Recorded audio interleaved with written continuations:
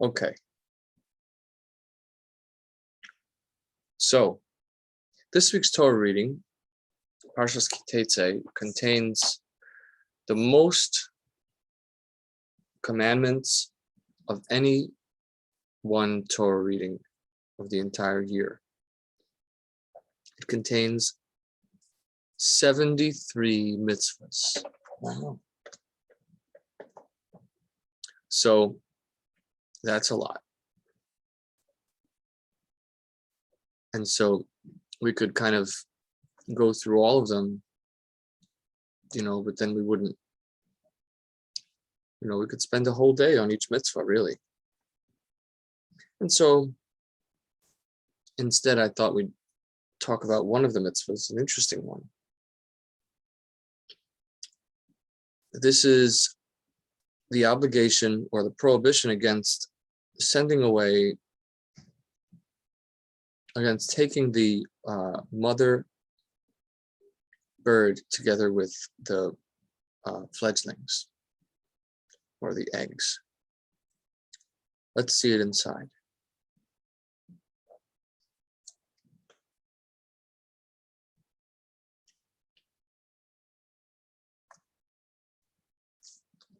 If a bird's nest chanced to be before you, in the way, in any tree or on the ground, with the young ones or eggs,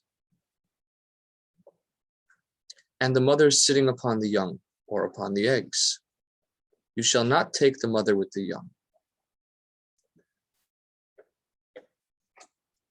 You shall send away the mother bird, and the young may you take unto yourself, that it be well with you, and you may prolong your days.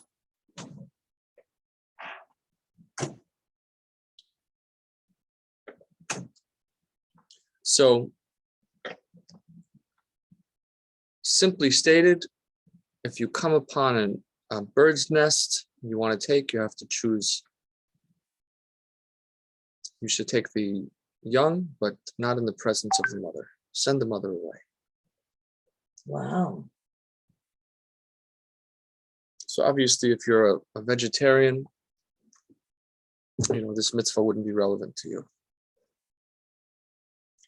But those who eat fowl or who raise eggs, there's a way to do this.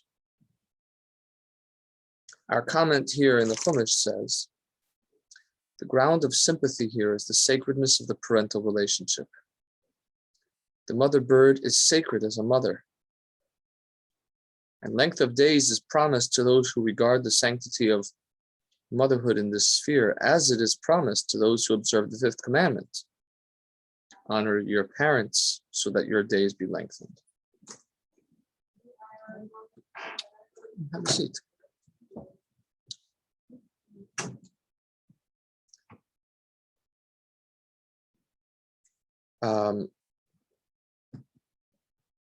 When the mother is sent away, she does not see the taking of her young ones and does not feel any pain. The eggs over which the bird sits and the brood that are in need of the mother are generally unfit for food. Consequently, this commandment will cause man to leave the whole nest untouched. The Torah provides that such grief should not be caused to cattle or birds. How much more should we be careful? How much more careful must we be that we not cause grief to our fellow men? So, this is one reading of this mitzvah, which is that it's about compassion. And that we should be mindful of how we treat wildlife, that we do so in a compassionate and sensitive way. The idea is that if you send the mother away, if you take the mother away from her young, then you're leaving the young without their mother. That's not okay. So send the mother away so that she doesn't see her young be taken from her. Interesting use of the words lengthen your days. What does that mean, to lengthen your days? To increase one's lifespan. So increase your lifespan, live longer. So first of all, realistically speaking, that's we don't studies don't show that a person lives longer when they honor their parents. It just There's feels certainly longer. It feels longer. That's what I wanted to talk about. Very good. Sorry, I couldn't resist. No. That's exactly what I wanted to say. A day is always only as long as a day is. So how is it possible that your day could be lengthened? So if we think of life only in the moment, if we live in the moment only, then there is no length to life. It's just simply a series of moments, living from one hamburger to the next. And there is no length to life. If, however, we have a sense of continuity, we have a sense that our life is a story,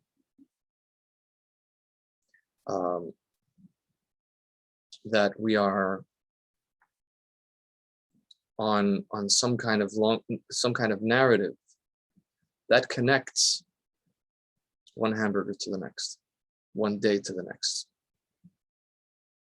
and gives us a sense that there is a linear quality to life, right? If you think about it, it isn't necessarily the case that life would have a linear quality, that life would be could be considered long. We simply exist. I mean, it could be, we're so used to thinking this way, but I think it's possible to just think of life as existing. It's only in the connection of one day to the next. It's in the fact that we're moving in a direction that it's possible to say that our life is long. We accomplished many things over our lifetime, right? That's what we would say. A person lived many days, ate many hamburgers. Isn't relevant,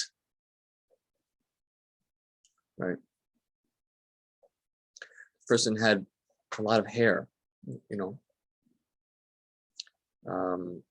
how much hair does a person grow over their lifetime? Think about that, right? It's not something we think about because there's no narrative to that. It just is. Yeah. Understand. Whereas when we understand that that our life has a story that begins, continues, and ends, that there's a purpose and something that we're trying to accomplish, so we have a sense that many, many things were accomplished, that this person had a central theme to their life, and it had many iterations, it had many examples or many applications of that main theme, and an important part of that. So when we live only in our own life, that is a story, but it's not a long story.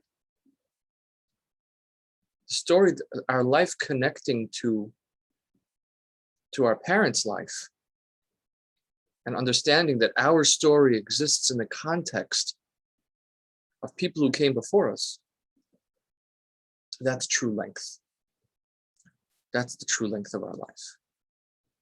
So have long life means understand that your life's meaning is one that's greater than yourself, and that you are participating in. And then even if a person lives a relatively short amount of time, they are part of a linear, elongated story. They're part of a long story. One chapter in a book. That's a long life. And and this appreciation for that relationship in this comment says that we should, by doing this, by respecting the relationship between mother bird and bird, we inculcate in ourselves an appreciation for the intergenerational relationship.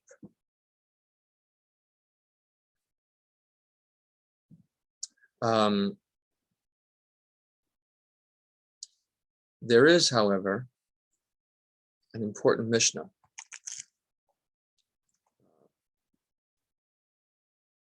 in Tractate Brachot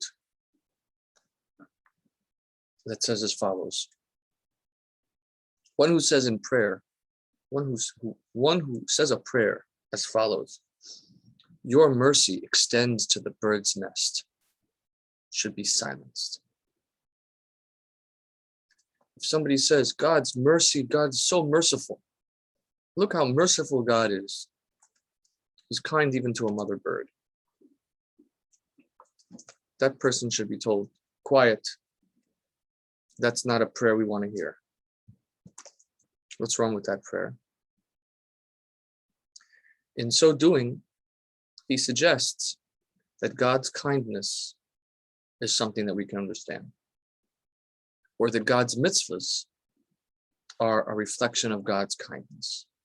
Same thing, really. When in reality, the commandments, the mitzvahs, are decrees that we can't understand. And so this one makes sense to us, right? Somebody says, oh, Rabbi, I do the mitzvahs that I understand. This one is meaningful to me, so I do it. The Talmud says, no, actually, you don't understand any of the mitzvahs. All of the mitzvahs are far beyond anything you could ever think to comprehend.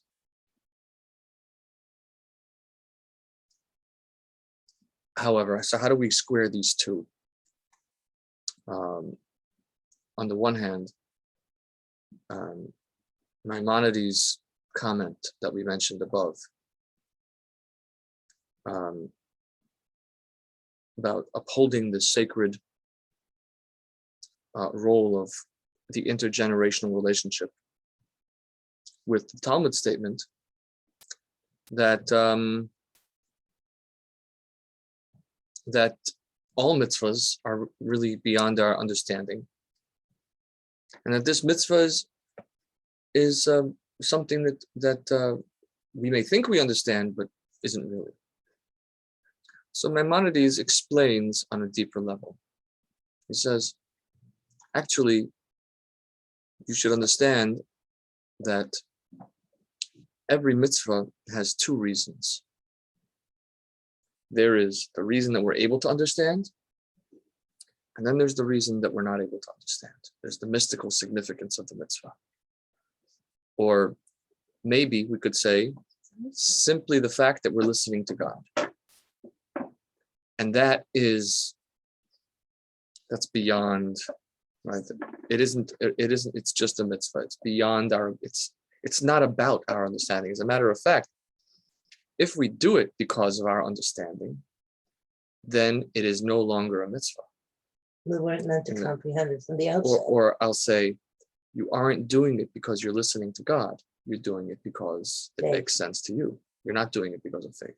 Gotcha. You're doing it because, in the same way that you eat food that you like, and listen to music that you like, you engage in practices that you like, right? So so on the one hand, every mitzvah really is listening to God, and that's it. And on the other hand, we can't ignore the reality that mitzvahs are mitzvahs do have an impact on us. And there is a message in the mitzvah, right? I don't want to, there's a danger in saying that life is meaningless, that human understanding is meaningless. That's also not really true. So there is importance to us thinking about the relevance of the mitzvah and allowing ourselves to be affected by it. The careful distinction that we have to make is expressed in this passage of the Talmud, which is, we shouldn't say that the reason why God gave us this mitzvah, God is thinking that's the reason of the mitzvah. We shouldn't presume to be able to have a full understanding of what God's intent is. We can only reflect upon what the mitzvah is teaching me. And so I can say, this mitzvah is from God, and I'm listening to God and obeying him. And truly God's thoughts are not my thoughts, and it's impossible for me to understand the depth of God's mind, so to speak. At the same time, I'm grateful for the secondary impact that the mitzvah has on me, the effect that it has on me. Right? Saying that a mitzvah has an effect on me is different than saying this is what God is thinking. So the Talmud says you shouldn't say your mercy, God, extends to the bird's nest. Rather, you should say, I have become more merciful in obeying your commandments, God. That's different, right?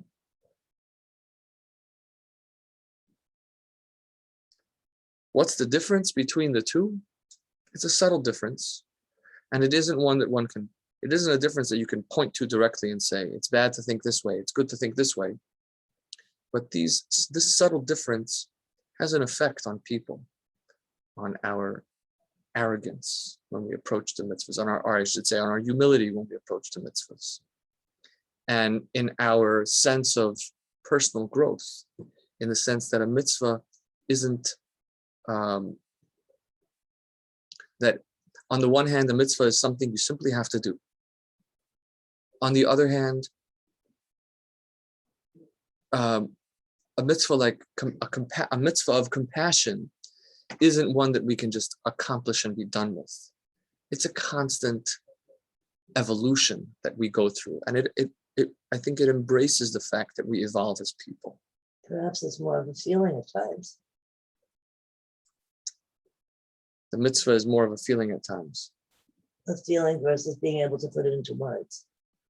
Yeah, and I again, haven't got any farther than that yet. We have to reflect on again the obligation to do what we're told, and the recognition that those feelings that the mitzvah inculcates in us will develop and evolve and grow. That's beautiful. And will manifest different ways at different times. But we still have to come back to the mitzvah.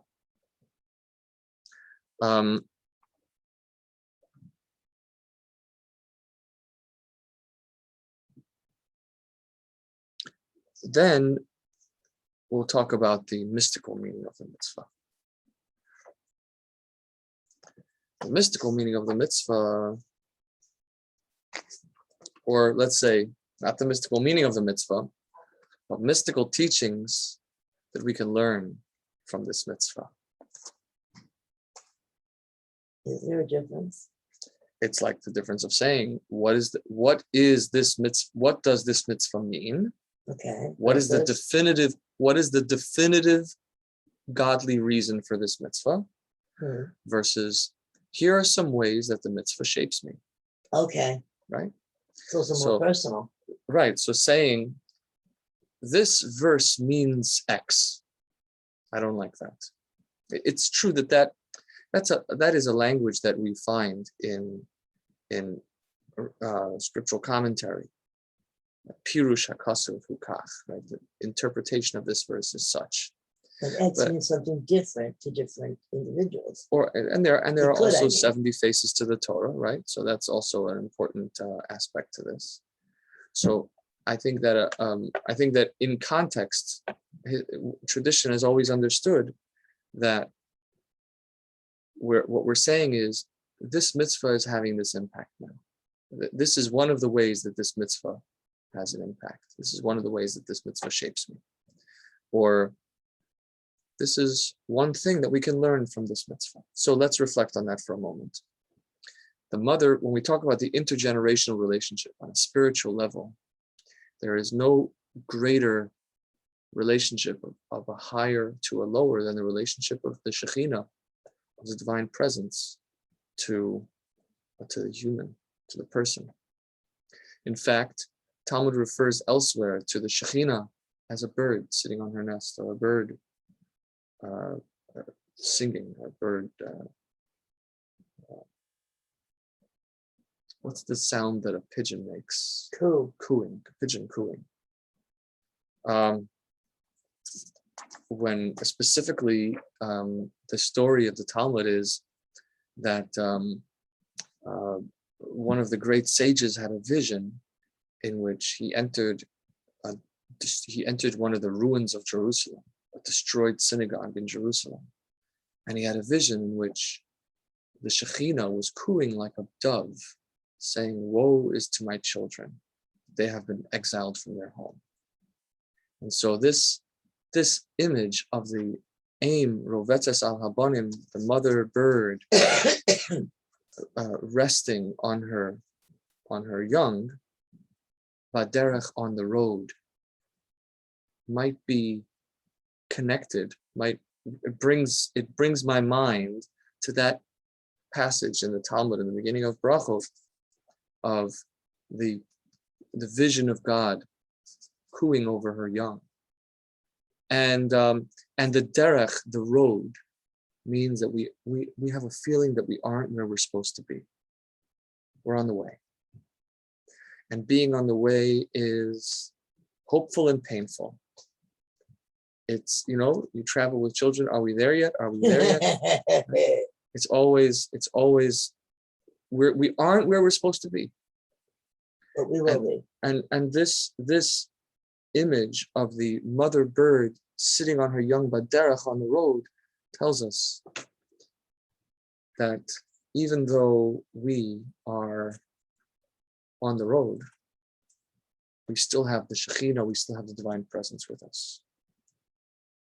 And furthermore, the reference of the young being fledglings are baby birds that can't yet fly, their wings aren't developed, or eggs, brings to mind the person who in their spiritual development hasn't yet learned to fly. In Kabbalistic literature, in the Zohar, the wings of a bird, every bird has a right wing and a left wing. The right wing refers to the love relationship with God, and the left wing refers to the discipline, fear, respect relationship with God. And we need both. If we only have one, we're gonna go in, what do you call it? It's the barrel rolls. Won't be able to fly.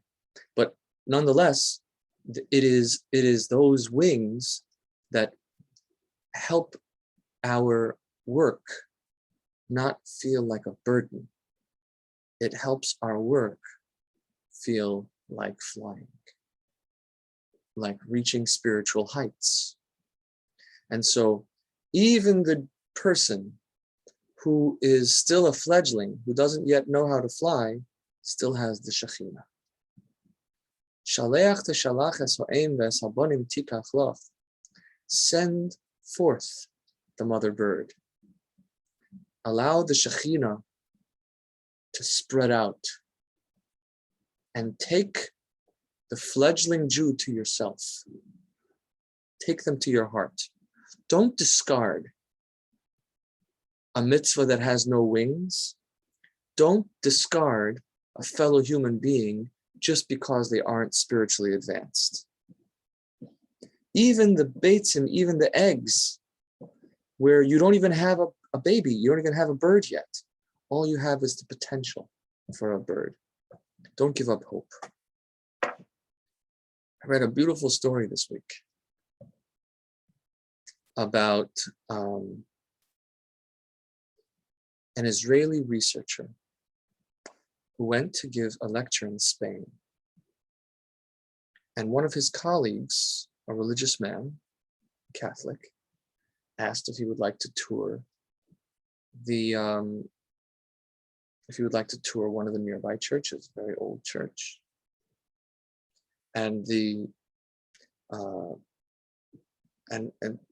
Israeli researcher said, yes, I would like to see the church.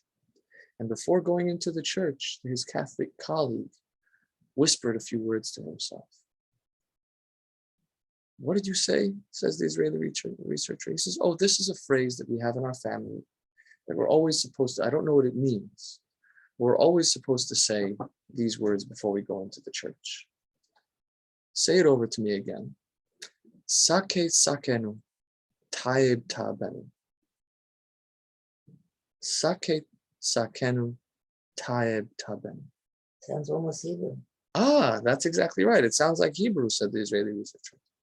And he thought back, and indeed, in Parshat Akev, 3 weeks ago, these words appear in the Torah. Shaket tishaketsenu, v'tayev titavenu. When Moses tells the Jewish people, when you're going to go into the land of Israel, you will be surrounded by temples to pagan idol worship, and you shall destroy them. You should not allow idol worship to remain in the land of Israel. You shall consider it abhorrent and disgusting. Shaket tishaketsenu v'tayev titavenu. Consider it abhorrent and disgusting. So think about it. What might have happened in this Catholic Spaniard's family? Perhaps they were Jews who remained in Spain and were forced to convert to Catholicism. And having to go into church every Sunday to appear as Catholics, told their children, these are the words that we'll say before we go into the church, to remember that this is not where we belong, that we're doing this just for appearances. Wow. 500 years go by. And generation after generation is saying, Sake sakenu, taib taben, before they go into the church. And they don't know what it means. Amazing. But that was an egg. Right. That was an egg that their Jewish soul, their Jewish identity was hidden inside of them like a bird inside of an egg, just waiting for the moment when it would hatch. And so that's beautiful. So don't ever give up hope, says the Torah. Don't say it's lost. There's no reason to give up hope. Hold on to it. Hold on to these mitzvahs, even the ones that don't seem to have reason, don't seem to make sense. Because one day the bird will grow up and this mitzvah will help you fly. And it might even take 500 years.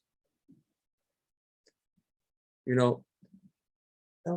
There are mitzvahs that, and it relates, right? It doesn't relate in a kind of meta way to our discussion around the two reasons of the mitzvah, right? That show up on this mitzvah. Metaphysically, spiritually, perfectly. Yeah. Now think about it. There are mitzvahs that our ancestors did that may have meant one thing to them. And bears a different rendition. And it bears something different to us. Or they may have not understood its meaning. They may have said, we're just doing this because why? Because it's a tradition. Yeah, that's what I meant when I said earlier that different thoughts can have different interpretations to different people. And so just because something isn't flying today, shalach to shalach eso'em. Let the Shekhinah send forth the Shekhinah. Take the fledgling birds, the eggs, to yourself. Don't discard them. Even if you're on the road, especially when you're on the road, especially when you're in between homes, especially when you're feeling spiritually aimless or floundering. And remember that always the Shekhinah is hovering.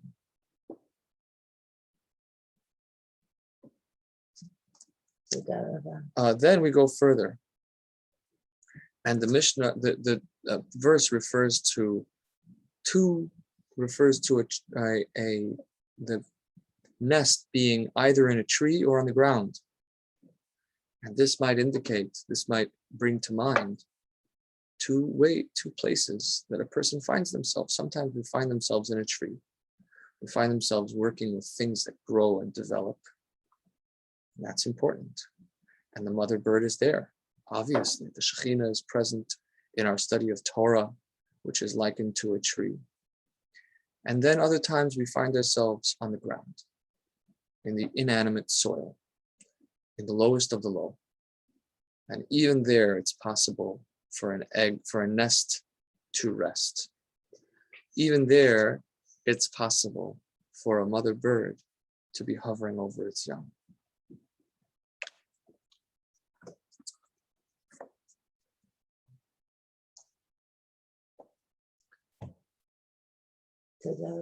Another reason, another meaning here is that sometimes we have now I want to take this to the other direction.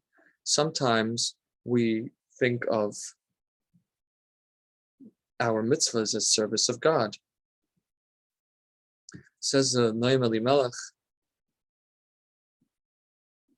Lo tikach ha'em al habonim.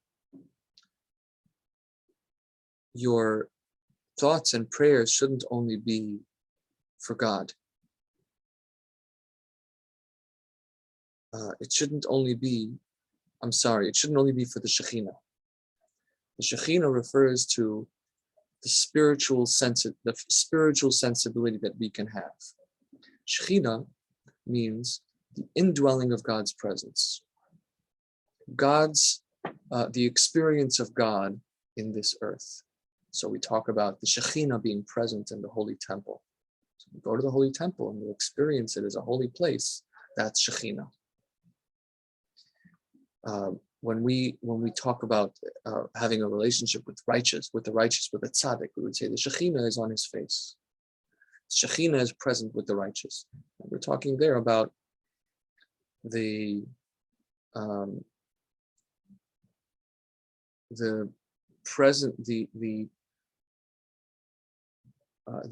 ability for humans to experience the presence of God. That's Shekhinah.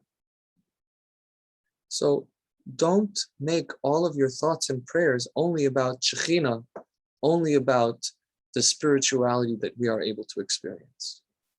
Rather, Shaleach to Shalach Haso'im, send forth the mother bird. Let the Shekhinah fly up. Recognize that the Shekhinah is the experience of holiness that we have on earth is only a glimmer of the true infinity and transcendence of God in essence. And we should pray also for V'asabonim tikach lach, pray for the Jewish people. And perhaps this is an exhortation, this is a call to us that sometimes when we're too spiritually minded, we can forget about the importance of ordinary experience. And sometimes our fellow human beings can be struggling in ways that to the spiritually enlightened person don't feel significant or important or worth our time. If they would be more spiritually enlightened, they wouldn't be bothered by this problem. They are God's children. Pray for them. have them in mind, and bring them into the Shekhinah as well.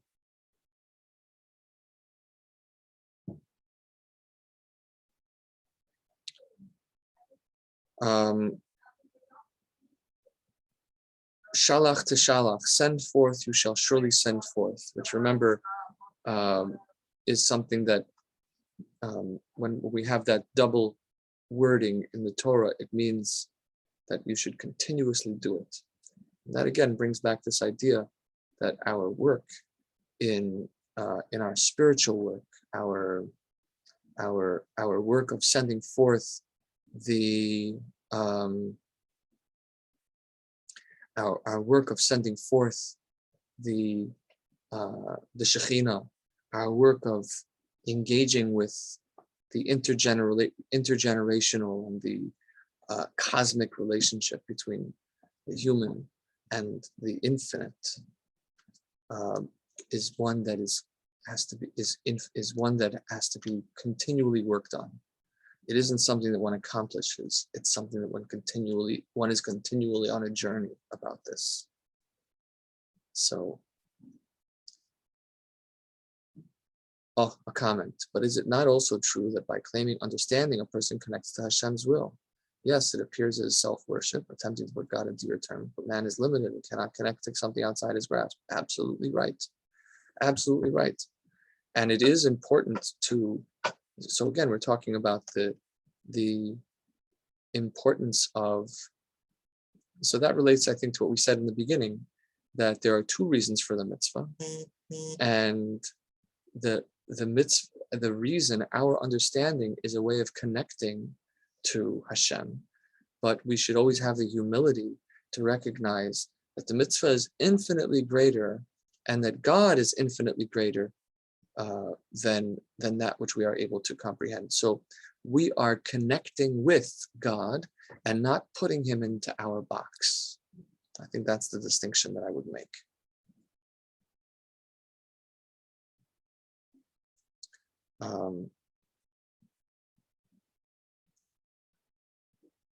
So those are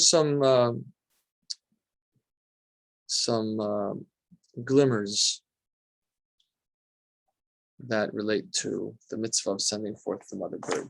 So there are some people, this is a mitzvah which actually it's possible to see be done today. It's not a common mitzvah, certainly not in our time, but there are those who make an effort to do all the mitzvahs. And it's something that from time to time comes up, but so there are many ways of doing it, many intentions that we can have while doing it, and remember that every mitzvah is really a mitzvah on the way, is a baby bird that doesn't yet have wings, that we're taking to ourselves, and hopefully it'll grow and develop, and never lose hope.